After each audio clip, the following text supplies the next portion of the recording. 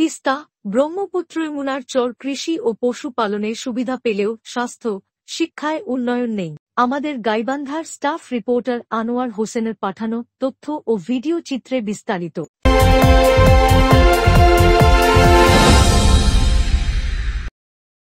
তিস্তা, ব্রহ্মপুত্র যমুনার নদীর ৯৮৬টি চরে ৩,৫০,০০০ পরিবারের প্রায় ১৭ লাখ মানুষ বসবাস করছে।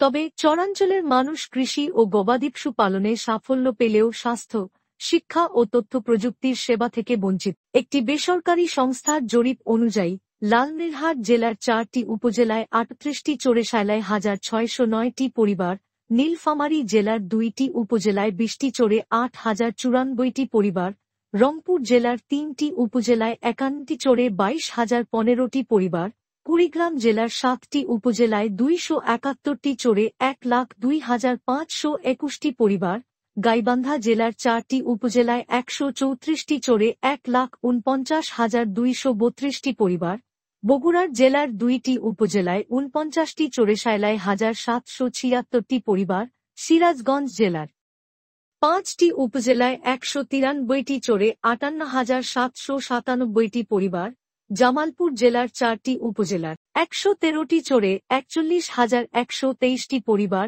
এবং টাঙ্গাইল জেলার ৪টি উপজেলায় ৯৪টি চরে ২২,৭৬০টি পরিবার বসবাস করছে। গত ২ দশকে সরকারি বেসরকারি উদ্যোগে চরাঞ্চলের কৃষি চাষাবাদ ও গবাদি পশু প্রাণী পালনে দৃশ্যমান উন্নয়ন ঘটলেও দারিদ্র্যতার বৃত্ত থেকে বের হতে পারছে না এসব পরিবার। বিশেষ করে শিক্ষা, চিকিৎসা সেবা, তথ্য ও প্রযুক্তি সেবা উন্নয়ন ও কারিগরি শিক্ষায় এখনও পিছিয়ে চরাঞ্চলের মানুষ। এছাড়া যোগাযোগ ব্যবস্থায় কোন পরিবর্তন ঘটেনি।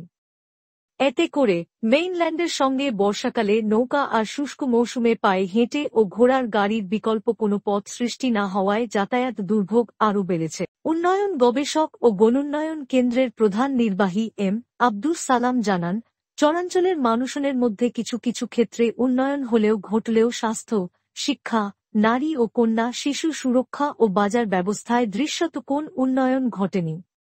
এজন্য তিনি সঠিক পরিকল্পনার গ্রহণের মাধ্যমে চরের মানুষের উপযোগী প্রকল্প গ্রহণের দাবি জানান। জলবায়ু বিশেষজ্ঞ ডক্টর আইনুন নিশাত জানান, চরের মানুষের উন্নয়নে সরকারি গবেষণামূলক সঠিক উদ্যোগ গ্রহণ করতে হবে।